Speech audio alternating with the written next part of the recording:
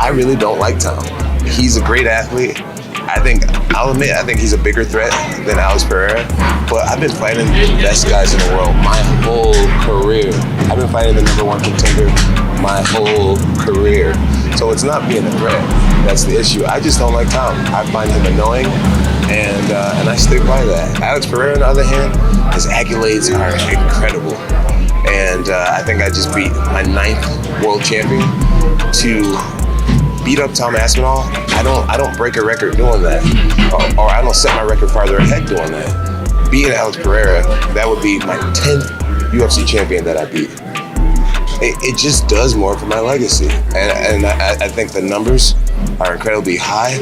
Americans love Alex Pereira. Brazilians love Alex Pereira. Our UK market is a fairly new market. Brazilian fans have been here since the beginning of time. If I go into a barbershop and ask, do you know Tom Aspinall? No one knows who he is outside of UFC fans. Alex Pereira is a household American star right now. And that's what I'm in it for. I want the big fights.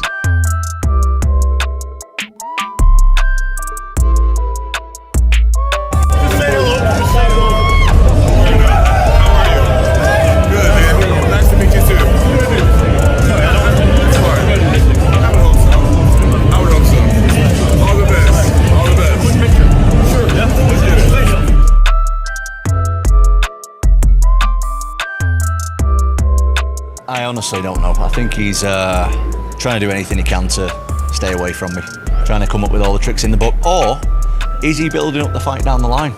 That's the question, because we all know, Mike especially knows, if someone else is trying to bring, if you're on your fight week and you got your opponent and there's someone else trying to come into that narrative, the easiest thing you can do is say, I'm just focusing on my opponent this weekend. That's it. I don't want to speak about anybody else. That's all he had to say. And Jon's had a million fights.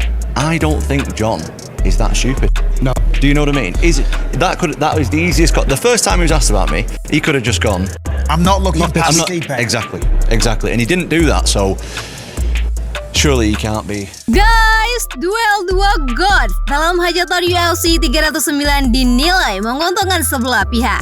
Akan tetapi, harus diakui, keduanya merupakan sosok yang sangat disegani jagat MMA. Jones adalah jagoan yang kental akan status terbaik. Rekor bertarung nyaris sempurna dan keberhasilannya jadi juara termuda di UFC membuatnya begitu diagung-agungkan.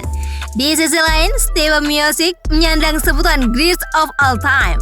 Pria yang juga bekerja sebagai pemadam kebakaran ini telah menundukkan nama-nama besar seperti Junior Dos Santos, Fabricio Werdum, hingga Daniel Cormier. Stipe sudah tidak aktif dalam pertarungan. Usia kekuasaannya direbut Francis Ngannou 2021 silam. Itulah sebabnya pertarungan melawan Jon Jones menimbulkan banyak kontroversi yang membuat terlihat menguntungkan sebelah pihak. Walau demikian, God tetaplah God. Pertarungan berjalan dan akhir untuk Stipe umumkan dirinya pensiun. Are you gonna continue fighting or do you think this is it? I'm done. I'm hanging them up. I'm retiring. Thank God. Hal menarik lagi-lagi diungkapkan bos UFC, Dana White memberi reaksi atas TKO yang dilakukan Jon Jones pada lawannya. Bagai bak anak kesayangan untuk jenjang karir dalam UFC, Jon Jones dinilai Dana selalu memiliki pemikiran yang cerdas dikala dirinya bertarung.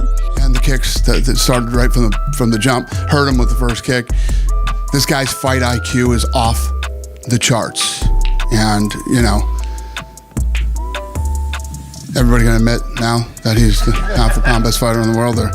And let me tell you what, this thing had upset written all over it too. I mean, Stipe, all the talk about Jon Jones, Stipe seemed pissed, focused, and he came here to win. He looked good. He was physically in great shape.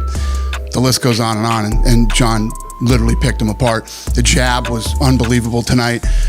How he was kicking the legs and the body. Every time he kicked the body, I thought it was over. And then he would go for the head kick and slipping punches. I mean, he's going to be 38 years old this summer. He looked incredible. I just don't know how any of you don't see that this guy's the fucking greatest fighter in the history of fucking people fighting. He's 37 going on 38.